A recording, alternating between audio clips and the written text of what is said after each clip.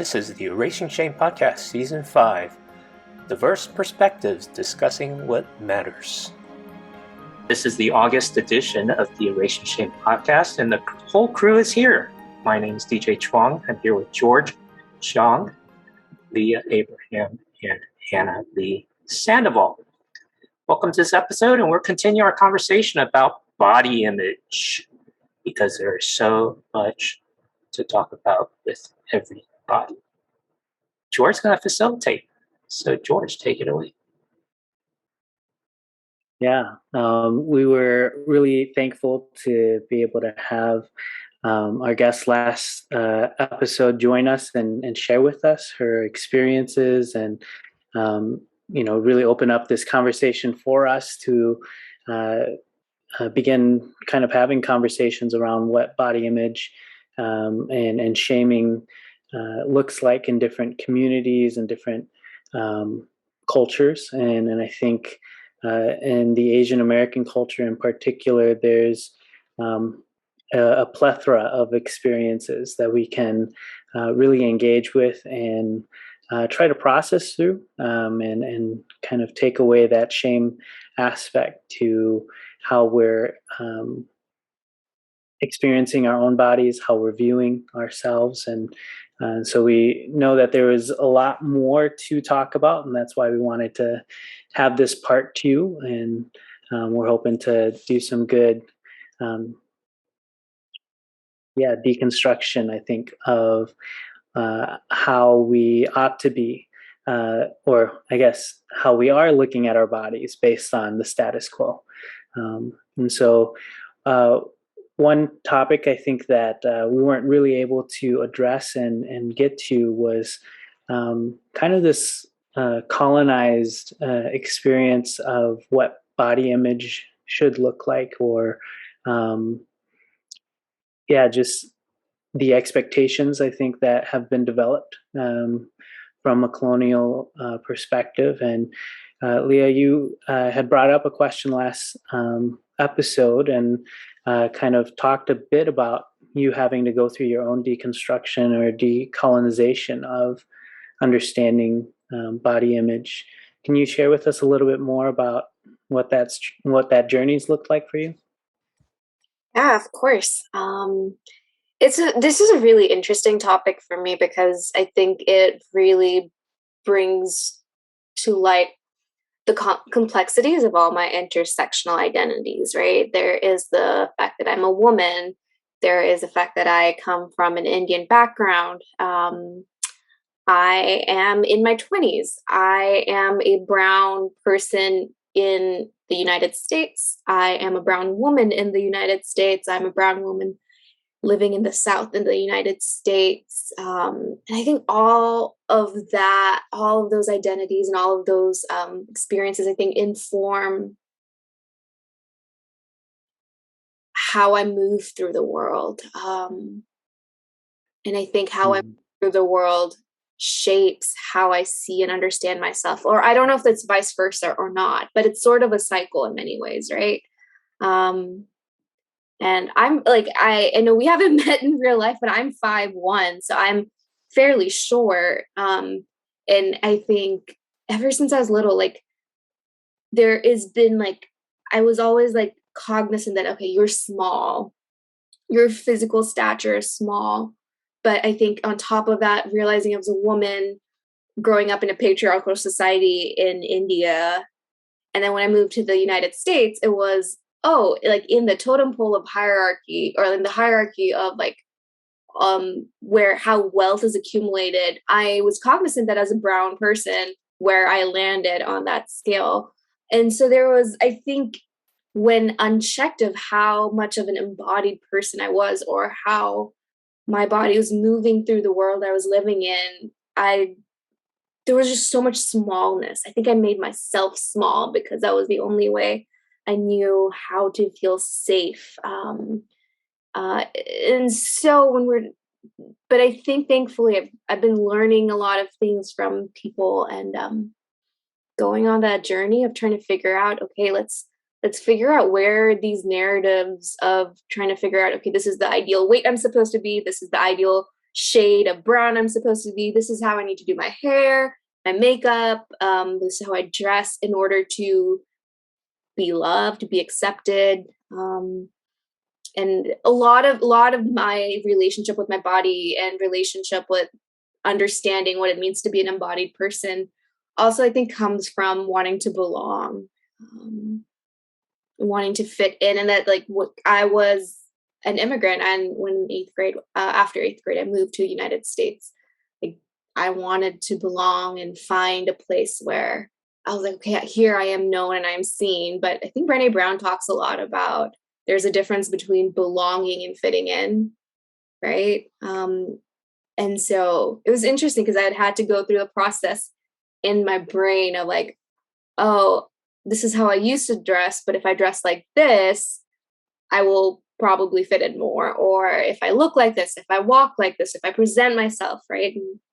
And so there was a lot of like learning of like, oh, this is the formula. How close can I get to the formula? And I think this part of my life is like unlearning that formula of what it requires to fit in, but rather who's writing the rules to fitting in. Yeah, and so it's I don't know, this conversation is so fascinating to me because it affects my life in more complex ways than like, oh, I'm fine with the way my body looks. I feel like it's so more ingrained in my story. And I think personally, as I'm going through my process, my journey of decolonization, of learning, oh, every aspect is somehow in one way or the other linked to colonialism or colonial narratives and colonial just narratives dictating on this is your place in the world and this is how you must be in order to like preserve that place in your world, instead of what if I dared to like claim my inheritance of belonging to this world or to the space or to my worth. And I think that's for me, that undoing of that shame process is trying to figure out how do I claim that inheritance almost. Yeah. I'm curious what your guys' experience is like of understanding your bodies in terms of this is how I move through the world. Yeah. Leah, I just want to say, preach, girl. It's amazing. You dropped so much wisdom. Thank you for that.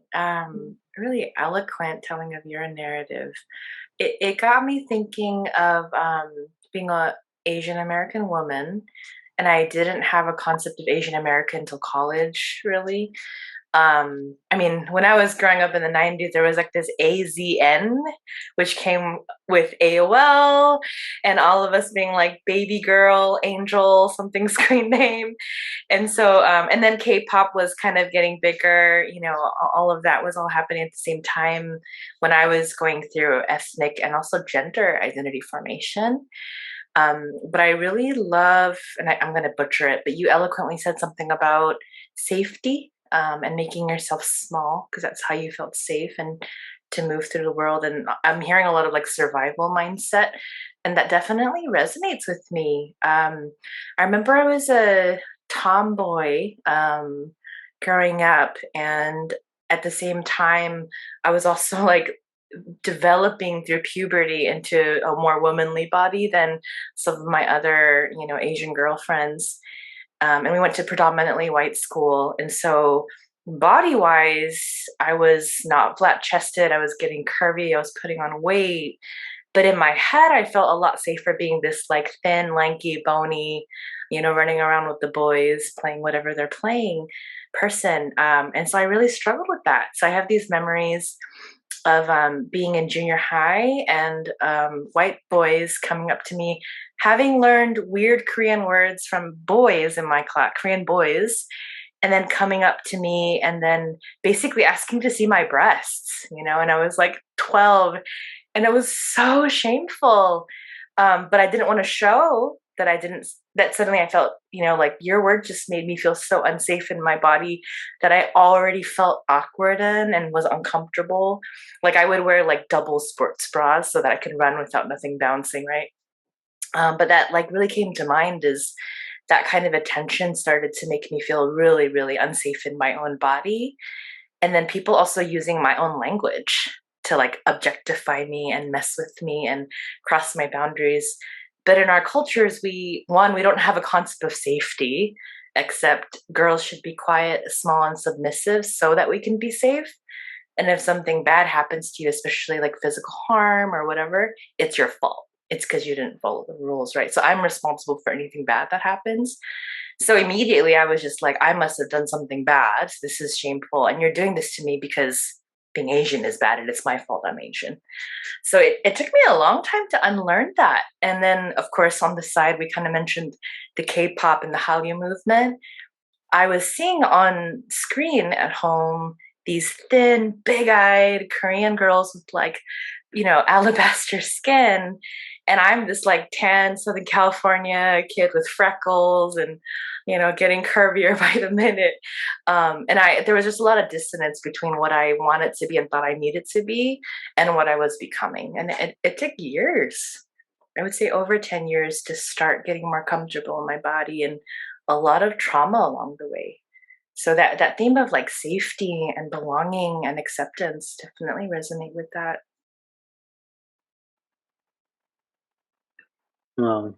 Thank you, Hannah, for sharing your experience as well. And I'm sorry. I'm so sorry that as a child you had to go through those experiences and not even feeling comfortable with your own body, and yet others are already objectifying and making you feel even more uncomfortable in those spaces. And so um, I know there are a lot of other women who have shared similar experiences, and I hope that those who are listening can find a bit of healing in knowing that they haven't been alone in those experiences, and that those experiences aren't right and shouldn't have happened. So I'm sorry for yeah um, that experience. Um, I think as an Asian American man, there's a lot of confusion around body image, and how we're supposed to respond to our experiences with shaming. I think on a very familial and just home level. I remember um, growing up and being told that I was either too fat or too skinny all the time. And I don't think it was like anything um, out of malintent, but more so just hearing my parents and their processing and them being concerned about me being overweight or them being concerned about me being underweight. And for them, I think it was more so a health issue and making sure that we were healthy kids than it was shaming our bodies in the sense of telling us we're too fat or too skinny. But it was really confusing because as a kid, you don't process through those things. All you hear is fat and skinny. And so it's really confusing to grow up trying to figure out what's the right weight or body type to be at. I think additionally, just in a societal standpoint, right, there's this Hollywood issue that came up, especially in the last decade or so, kind of one with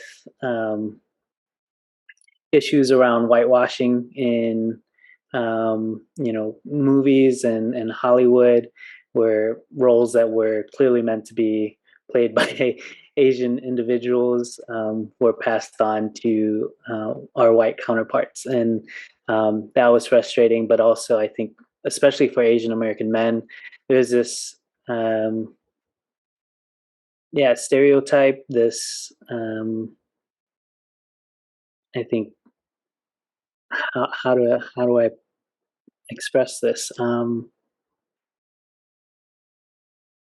It's just this sense of shame around Asian American men and not having desirable bodies, not having this Yeah. Well, we don't have the white masculinity, John Right. Wayne or whatever, Schwarzenegger. Right. And I think the dating apps have hard data that show Asian men are the least desirable, and so it's penetrated across all races and gender that we're undesirable. That eats away at us inside. And I know for me as a teenager, I always wonder if anybody would like me. Yeah.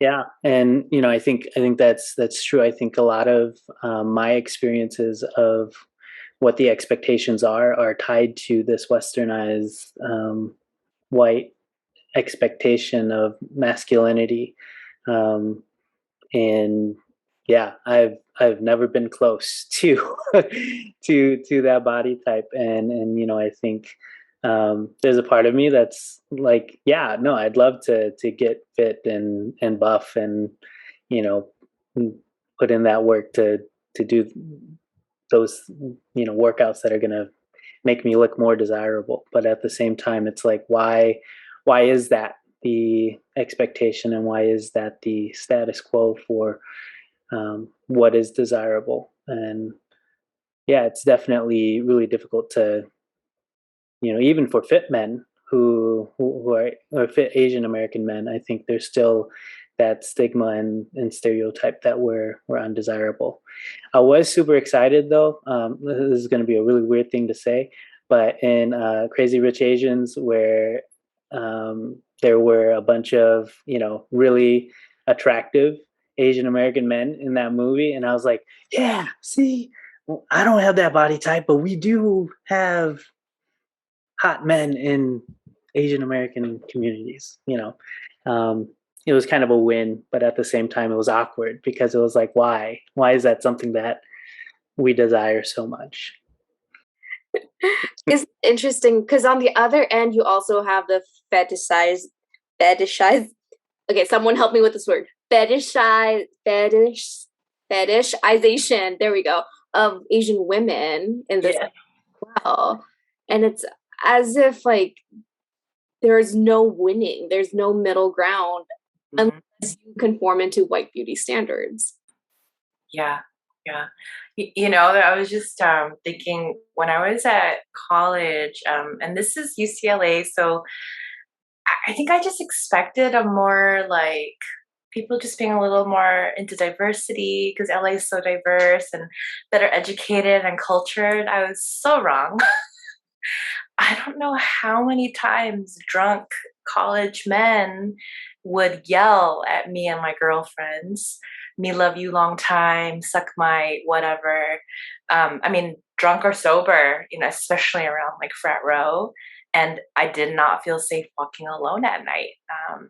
Actually, something that had happened was there was somebody in the Westwood Village going around kind of masturbating outside of, and sorry, trigger warning, but being really disgusting outside of women's dwellings, and I experienced that, and I remember thinking, I am so scared right now. I feel so frozen and in fear and terror that I can't even move.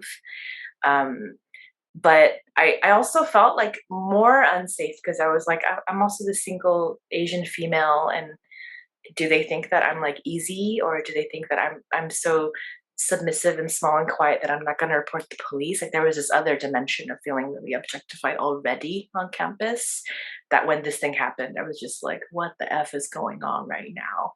And it took me a long time to feel safe again. And I think the rest of college, I made sure I was never walking alone. So yeah, it's a whole nother dimension of that. Yeah,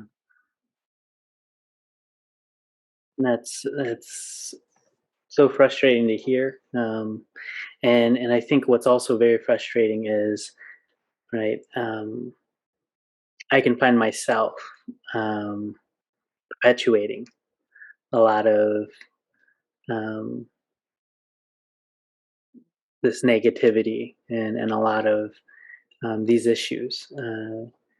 in the jokes that I make, and in the ways in which I've kind of accepted or allowed this body shaming culture to exist within my own um, you know inappropriate you know jokes and inappropriate comments and things like that. And um, it really took me a while to get to a place where I started to really have to reel things back in and recognize that I'm perpetuating a culture that I really don't want to be a part of, and situations that are putting my sisters in danger because of these issues. And um, I think that's really hard to hear and really hard to face. But we really do have to kind of free ourselves of the status quo and these expectations um, and these narratives to really restore a lot of dignity and personal value into each other. And so, yeah, man, I'm just recognizing how uncomfortable it really makes me to hear um, how uncomfortable you've had to experience life. And um, yeah, I'm just trying to do some processing in the midst of it, but it's hard. And I'm sorry. Um,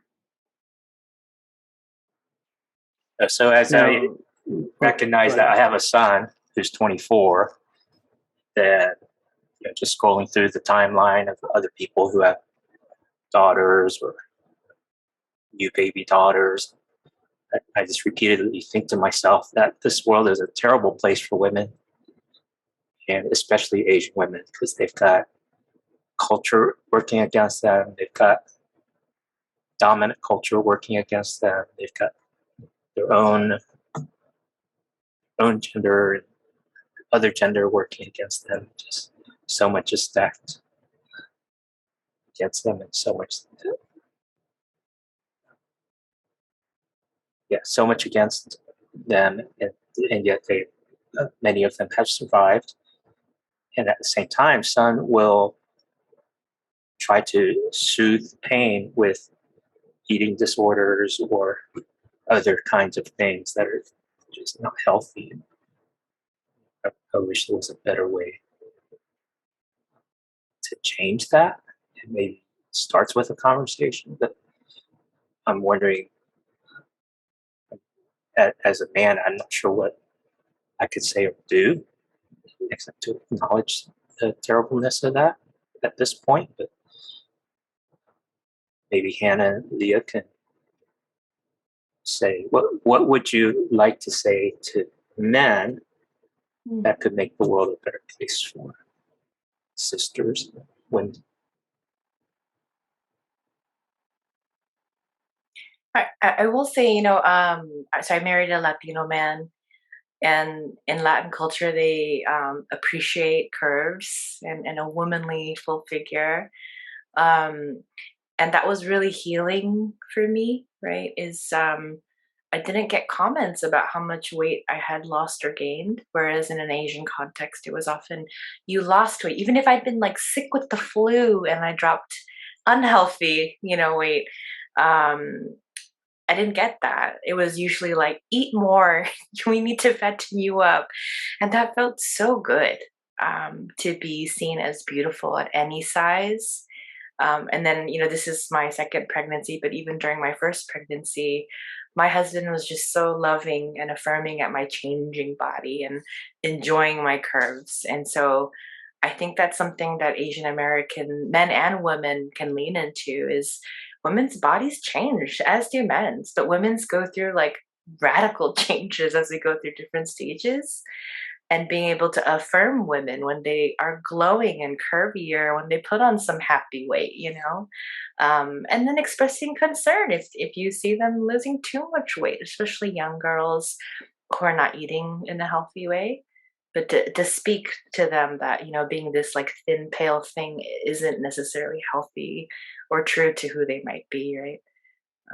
Yeah, having a different standard and more body positivity and calling out when others are body shaming, right? And saying, hey, don't do that. That's not loving. Yeah. Yeah. I think, and this is a generalization, but women have to deal with this concept of body image because we're holding so much trauma of just by being a woman in this world. And we are constantly just aware that we are a body, and sometimes that's all the narratives, especially depending on how we grow up, that's all we think we are, is just what our body is, and that's what our worth gets tied up to. But I think on the other spectrum, and again, generalization, men don't have to think about it to the point that they become disembodied. Like they don't even realize that, oh, I don't have a relationship with my body, or and where they, yeah, I feel a bit uncomfortable making these generalizations. So I want to be very careful. And so I do think understanding and developing a really healthy relationship with your body, and understanding sort of even that political nature of what it means to be embodied, because I think that will help you understand what it means, create greater empathy for you to understand what it means for someone else to be a body in this world. And all of it's still tied to sexual assault, which everyone, regardless of what gender you are vulnerable to, because you have to be extremely disembodied and just so far removed from just deep and radical understanding and empathy to do such vile acts. Yeah, yeah.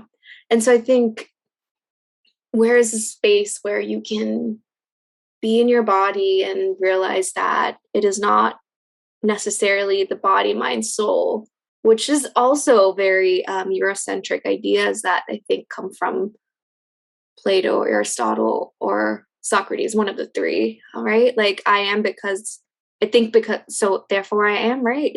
That's what it is, right? Which that a concept makes it seem like you are your mind and that's all you are. But I think you are more than that, right? It's this symbiotic relationship with the brain and the body and spirit or soul. And so I think the practice of being embodied and creating that relationship with your body um, is extremely important. I think it's political resistance. Um, and I think it's just a radical way of self-love to dispel the shame that, yeah. Does that make sense? Sorry, I know I was rambling a little bit, so I just want to make sure. It did. It was super deep. Okay. Mm-hmm. Yeah. Yeah. Yeah, it was a good deep dive. And yeah, I think there, is this common theme that as we engage with shame in whatever aspect of our lives, right? There's a part of us that really has to give up a sense of personal value, right? To bring shame to someone else, to point out shame in someone else. Right? We really are often experiencing a lot of shame in our own lives when we're feeling that need to pass that shame elsewhere, and onto other people. And I think there's definitely a lot of, I think whether it's shame based on body image or just shame that gets, very easily twisted and pointed towards body image. I feel like our bodies are the easiest targets for shame, right? Because we can see it and we can point out things that other people might feel shame about. And I really hope that, as we're trying to do this work of erasing shame, that we recognize that we don't play into that cycle. but rather we can kind of free ourselves from experiencing that shame and help ourselves to not continue to pass it on, especially in this way of body shaming. Um, DJ, you had brought up eating disorders as kind of a response to a lot of body image issues. And, Hannah, I was wondering if you could share with us maybe some of the work that you've done, or some of, as a therapist, some of the work that you've seen in this area of eating disorders, and how you've seen it affect others. Yeah, I was sharing earlier that as a therapist, and then also when I was a school counselor, I saw such a connection between trauma and then like body and eating, disordered eating, right? And just unhealthy relationships to our body. And that would extend into like self harm in the form of cutting or over exercising or starving yourself. And of course, anorexia, bulimia, those cycles. And, almost always there was the presence of emotional, verbal, and especially physical abuse. And so, my students or my clients, when there was that like lack of safety in a relational way from the parents, and especially when there's, I mean, like, I spank my kids sometimes, right? Like, I'm not shaming that for people or parents out there, but there's times where parents go overboard, right? And it's out of their own brokenness that they're harming their children. When there is regular physical abuse, I almost always saw some kind of disordered eating or cutting, or some kind of inability to love the body that they're in, right? Because children often blame themselves for their parents' behavior. It's like, oh, what you're doing is normal. I'm the abnormal, broken one. I deserve the way you're treating me, right? It sends this message. So then as they grow into adults, there's no love and safety here for self. And, it's not just women. A lot of people think anorexia, bulimia is just women. But I saw a lot of young men who actually there's more shame associated, and they don't know to talk to somebody about it. There's a stigma against getting help. And men don't often talk about their body image issues as much. And then, particularly among the queer youth that I worked with, there was a lot of like layers of things, especially if they identified outside of a traditional gender identity, or, we're really exploring that area. It was like layers upon layers, right? That intersectional identity piece that Leah talked about. So that's where we, when we want to bring healing to disordered eating or other self-harming sort of habits, and we call maladaptive or negative coping, it really kind of came down to healing a lot of those and correcting a lot of those lies about themselves, that they weren't worthy of love and care and value in their body, and knowing that it's all connected, right? Mind, body, soul, like we're embodied souls and whole beings. Yeah.